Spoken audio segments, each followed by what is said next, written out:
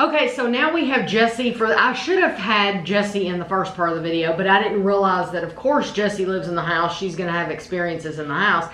But now we're going to talk about the previous house, that not the one you just moved out of, but the one that Jessie and Sydney lived in when they were, what, 7 years old? 7, 8, 9, 10. We lived there for a couple of years. Long time. Okay, so Jennifer's gonna have to set this up because this house, there was a history with where it was built, right? The house was built. The house was as new as like 2007. It was not an old house whatsoever. The neighborhood wasn't an old neighborhood. No, it's a very new neighborhood. But the house was built on an old plantation. And right behind the house was a field where the original plantation house sat. Right behind where the original plantation house sat, a smaller house that I was told looked just like the old plantation house was back behind it. Mm-hmm. And they kept that place. They redid it and kept it because they made it the HOA office and where they would have meetings and stuff like that for the HOA. Okay. But I didn't know it at the time, but this house went the property, they've got details on it all the way back to the Revolutionary War and stuff. And there were bodies that were buried out at this property, and they exhumed some of them and moved them to the cemetery. Mm-hmm. But I'm sure that there's some of them that are still there. But we didn't know any of this. We didn't know any of this when we bought the house, when we moved into the house. And we bought the house probably in October, somewhere between August and October. Mm-hmm. And nothing strange, nothing ever happened in the house. And then until the following February. Mm-hmm. And the following February, there was a birthday party, and I feel really guilty about this now. If I could go back in time and change this, I wouldn't have done it. But as a parent, you think you're doing the right thing. Sydney had really showed her hind end and had acted awful. Mm-hmm. And there was a birthday party, and I think it was actually one of their cousins' birthday parties or something. And I let Jessie go, and I made Sydney stay home as punishment. Okay. If I could go back, I'd let her go. Right. But that's a whole different story. But anyway, stepdad wasn't at home, and it was just me and Sydney. And it was unusually warm for February this time of year. And I decided that I was going to go out back. And the fenced-in area that we had for the backyard was actually pretty small. Yeah. And so I was trying to get the backyard cleaned up. Mm-hmm. And Sydney was standing on the back porch. Now, this whole backyard faces this field where this big plantation house used to be. And then the old well, the old foundation and everything for this plantation house is still sitting there. Mm-hmm. So anyway, that's all that happened. Sydney was outside and stuff like that. And about a couple of days later, we had gotten up and we were getting ready. I was getting ready to go to work. The kids were getting ready to go to school. Sydney walks in to the room from out of nowhere and looks at me and says, "Who is Kirby Travis Samuels?" I was trying to get dressed and I was like, "Sydney, I don't know who that is." And she said, "No, who is Kirby Travis Samuels?" And she was a young kid. She was 7 or 8 at this time. Yeah. We were quite young. And I said, "Sydney, I'm telling you, I don't know who this person is." I'm sitting here thinking, okay, is this a school teacher? You know, who is it? And she said, "He comes from your time, Mommy. He comes from your time." And I'm sitting here thinking, what in the world does that mean? And I feel like now that I sort of figured it out, and what she was saying is, he's about the same age as you are. Okay. So I'm sitting there thinking, who is this adult man who's been around my kid? Right, right. So I could talk about this for 2 or 3 hours, but I'm going to try to get to the gist of it because so much happened in the house. And Sydney's whole demeanor changed. She changed completely. Apparently, and it's just too much. It's too much for a kid to make up. And what I would try to do with Sydney is when I would start questioning her about Kirby, I would not try to question her too much or try to find too much interest in it, because kids will start making up stuff. Right. They're kids and they'll start making up stories and adding on to it, and I didn't want any of that to happen. Right. So, but she would have conversations with Kirby. And she would actually sit there and she would be silent. She would like ask Kirby a question and she'd be silent and she'd sit there and go. Like he was talking into her ear, telling her something, and she'd be nodding and stuff like that. And I found that really unsettling and odd. And she said that Kirby, his mom's name was Annabelle Samuels. His name's Kirby Travis Samuels, and she said his mom's name was Annabelle Samuels. And she said they lived out there on that plantation. And she said that Kirby had been married and he had a wife, but his wife left him because she thought he was stupid. Because he didn't know how to read and stuff like that. Okay. Now, what kind of 8-year-old kid pops off with Annabelle Samuels and Kirby Travis Samuels? Where is she? I mean, if you're making it up, then you're really freaking good. Knows that he didn't know how to read specifically. He didn't know how to read, that he had a wife that had left him. Right. And stuff like that.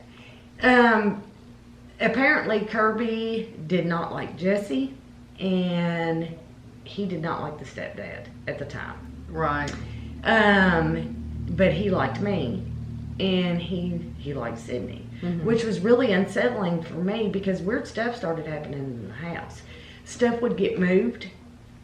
I would be downstairs and the kids would be gone and I could hear my treadmill running upstairs in the house. Now, I'm not joking. I've heard that treadmill running. And the upstairs of the house was the weirdest part of the house. Oh, yeah. And you're talking about a house that was built in 2007. I mean, it's not even an old house, but when you went upstairs in that house, you felt it. It felt heavy. It felt something was there, wasn't it, Jesse? Oh, yeah. I mean, something Definitely. was there. Once again, the kids' bedrooms upstairs in this house too. Yeah. So I just cannot even begin to explain the weirdness of what would happen in this house. But I think that the weirdest experience, the scariest experience I ever had, because there were some pretty scary experiences, and it got to the point to where I was 30-something years old. I worked here in Winchester at the time. I could go home every day for lunch. I had an hour lunch break, and it got to the point to where I didn't even want to go home for lunch in my own house. Oh, that's because sad. I was so uncomfortable walking in there.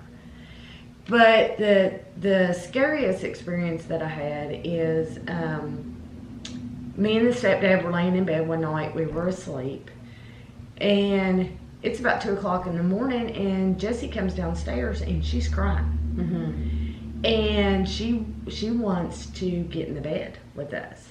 And I wake up and I'm like, what's going on? And she said, Mom, she said, I keep hearing scissors. She said, I keep hearing scissors. And I'm thinking, okay, she's had a bad dream. She's just trying to find an excuse to crawl in the bed with us. And I said, Jessie, I said, you're not hearing scissors. I said, you need to go back upstairs and you need to go to bed. Well, a little while later, Jessie comes back downstairs again, and she is clearly beside herself. I mean, completely distressed. And she's like, Mommy, I keep hearing scissors in my room. I keep hearing scissors in my room. So I said, okay, that's fine. Crawl in the bed with me. Next morning, we get up. Sydney stays up there by herself. She's conked out asleep. It ain't no big deal to her. And mind you, Sydney's the only one who sees Kirby. She's the only one who sees him. Jessie never sees Kirby. It's only Sydney. It's only Sydney that talks to him. It's only Sydney that has contact with him or anything. Next morning, the kids get in the car. We're on our way. I'm on my way to taking them to school. And at this point, I have to treat Kirby like he's a joke. And I don't think it's a joke, but I have to treat it like it's a joke to make myself feel better. Okay. Because For your it's- own sanity. For my own sanity. Okay. Because Okay. it has scared me so bad. Right. So we're in the car. Sydney's, Jesse's in the back seat. Sydney's in the seat beside me. I'm taking him to school. And I said, so, Sydney, I said, are you going to take Kirby to school with you? And she said, no, he's going to stay home today. He's got work he has to do. And I said, where does Kirby stay at? And she said, he stays in my closet. And this house had huge closets. All of them were big, huge walk-in closets. Yeah. And she said, he stays in my closet. And she said he goes to school with me sometimes, but he's staying home because he's got to work today. And I said, well, what kind of work does he do? And she said, oh, Mommy. She said, he's got to have his scissors. He needs his scissors so he can work. She said, because he cuts the roses. Oh my God. I mean, I thought I was going to run off the freaking road. Yeah. Scared the hell out of me. Yeah. I mean, I thought I'd run off the road. Yeah. And all I could imagine was some entity standing above my kid in the bed with a pair of scissors. And it wouldn't have been like a pair of scissors. It would have been like a pair of hedge trimmers. Yes. Because she said that was his job on that plantation, was he cut the roses there. That you could. I mean, I thought I died. That could No, be I'm in a book. I'm telling you, Yeah, I thought that is I would freaky. die. Then one day, me and stepdad and Jesse were all downstairs. We were watching the movie Up. Mm-hmm. Sydney didn't want to watch the movie Up with us, which is totally strange. It's a Disney movie. She was 7 or 8 years old. They was always watching Disney movies. And for some reason, she wanted to be upstairs by herself with Kirby. Mm-hmm. Don't know why. So we're all sitting there, and she comes downstairs and she stands in front of the TV and blocks the TV, and she was looking at us, and she said something about turning the TV off in the middle of the movie. Mm-hmm. And she said, Kirby's telling me to do mean things to you all. And at that point, I had absolutely had it, and I looked at Sydney and I said, Kirby's gonna have to hit the road.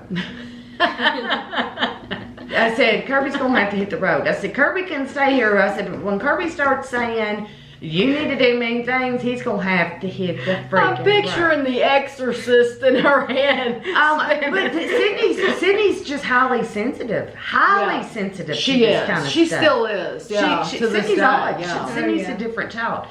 But I think what totally and completely... So what happened? I mean, nothing. You just kept watching the movie, and that was it with that Yeah, situation? we all kept watching the movie, and we was all sitting there like that at this point, because we saw like, and I mean, who could concentrate on the movie at this point? Because we're all like, Yeah. looking at each other like, what the hell's going, what's going on, But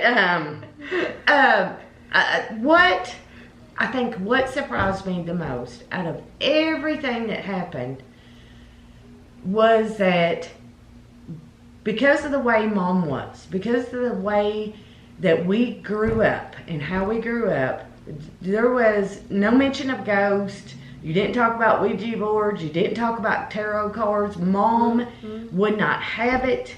There was no belief in ghosts. You did not talk about stuff like that. You didn't know. And just the Holy Ghost. Yeah, and out of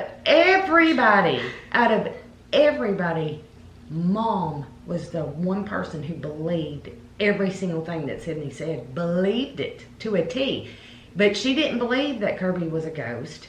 She believed that Kirby was a demon. And she believed that he was an evil entity, an evil spirit, and that, I guess, they can masquerade as other things. I can see her believing that. And I had asked Sydney, I said, when did you first meet Kirby? And she said, that day, back in February, when we went outside, and she was standing on the back porch, she said he was standing in the field. That's when she first met Kirby. And he started coming to her. But she never acted on it. She never did anything bad because of him. I think he scared her one time because she came to me and she was crying. Mm-hmm. And she said, Mom, I just saw Kirby laying in the bathtub and he had brown stuff coming out of his mouth. Mm-hmm. And it scared her. Mm-hmm. And so I had went to the public library and I started looking up stuff And so his name is Kirby Travis Samuels. The closest thing that I could find was, I think, a guy named Samuel Kirby. And Right. it was years and years ago, probably in like the 40s or 50s, and there had been a car wreck, and a guy named Samuel Kirby had gotten killed with maybe 2 other people, and they went into water. Okay. Their car had went into a pond or a lake or something like that. Right. Which took me back to her saying he's laying there in the bathtub and he's got brown stuff coming out. Right. Of his mouth. Yeah. So I don't even know why this, whatever it is, latched on to her. But I mean, it would freak me out because I didn't want to take a shower or nothing. I thought this freak's standing here looking at me and I'm naked taking a shower. That's what I'm thinking. In your house I right now, I'm thinking, okay, so you think you saw somebody in your bathroom. Yeah. How are you going to feel sitting on the toilet now in there? Or At this point in my life, Right. if you want to look at this 40-year-old body with I swear I thought that broke veins, stretch marks, scars, and everything, I'll walk around naked all day long for it. I thought You that know, the other day. I had to pee so bad the other day. And we went in one store and of course it wasn't open because of the virus. There's no bathroom. So we went to a completely different store and I went in the back and there was some strange guy lingering outside. And when I went in the bathroom, I heard him go in the men's. And I thought, you know what? I don't even care if he has a peephole because if he wants to look at this, I've got to go pee so bad. I don't care if he's looking at it or not. If you want to see me go, then you could just watch because I've got to go that bad. There's some sick people out there. So if you when you have to go, you're just gonna. I try to stay on my phone most of the time anyway. So if you do that, you won't notice any ghosts standing there. I'd play Minecraft. There you go. Netflix and Minecraft. So you never saw Kirby at all. No, I never saw it. And the only thing that you had was the dealing with the scissors, which is scary enough. Oh no, I had multiple. So what else? multiple What happened with you besides the scissors? Well, with Kirby, this one night we were sitting at the dinner table, and Cindy was talking about her imaginary friend Kirby, and she was acting like he was talking to her. And we were all sitting here eating together, and I was trying to talk to her about me having an imaginary friend named Sally. I was just making up something, and I was like, they can be together and date. Right. And out of nowhere, she looks at me, and she said something before it, but she basically said that Kirby liked Mom, and then looked right at me and said, Kirby doesn't like you, and Kirby doesn't want me talking to you. Kirby didn't like Jesse. There we go. It very much unsettled me. And I think it was more of the fact that he didn't like me because I started staying in Cindy's room because I felt the need to be there with her and protect her. Right. Because or maybe you felt too, if you were with Sydney, he wouldn't do anything to you. Oh yeah, and even when I moved into her room, I was hearing scissor noises. And I think that I think he did something to the old clowns that you had that made music, because it was a reoccurrence. And it probably only happened once, twice a week, but it was a reoccurrence. Which twice a week's enough. Yeah, it would happen like twice a week, at least at midnight. Most of the time it was midnight. Sometimes it was actually around 3 a.m. and all of the clowns would go off in the middle of while we were sleeping. Jennifer used to have musical clowns. I got them. I found them. You found them? They're like in a barrel, and they look like they're in a barrel, and they're like they were glass, but you could turn the knob and they'd play music and they'd sit there and go like this. Yeah. But when she's saying that they would go off, she's not talking about poltergeists, all of them playing music for 10 minutes going on. Right. She's talking about all of a sudden just one of them do. Right. And stopping. Right. Just a little. Which is weird enough. Yeah. Yeah. If you haven't touched a music box and it all of a sudden goes off, that's weird. Oh, it was completely freaky. And I remember trying to get Cindy's help because it was like one started going off and then another one at one point. And it was like it kept going up each week. And I was like, Sydney, you gotta help me turn all these off. I don't know what's going on. And you don't turn them off because you turn them Exactly. on. Right, They're they not, just they're run not out. electric. Right. They weren't electric. So we Right. were stuck Yeah. sitting there listening to a whole bunch of boxes and scissor noises, and we ended up running downstairs and having to stay downstairs because we didn't know what else to do. It was so scary. Right. I know that Dad and Mom, even though Mom very seriously believed Sydney and Mom thought that it was a bad entity, Mom didn't want Sydney to know that because Sydney was so young at the time. Right. Yeah. And so Mom and Dad told Sydney and told Jesse, he's an imaginary friend. Right. He's not real. He's not fake. Mhm. And when things finally got so bad that I told Mom, I think I'm going to tell the preacher at church about this. Somebody needs to come to the house. Well, Mom didn't want that to happen because that was totally embarrassing to her. So, let your house be haunted. Yeah. So they decided we're going to come over to the house, and Dad, there's a chair sitting there. A chair. And Dad looks at the chair and he says, okay, Kirby, I'm picking you up. And he goes into my bathroom and goes like this on the toilet and says, "Bloop," and flushes the toilet and said, see, we just flushed Kirby down the toilet. And Sydney's sitting there looking at him like, yeah. WTF ever, okay, buddy? Okay, because no. That's hilarious. But it made Dad and Mom feel better. Right.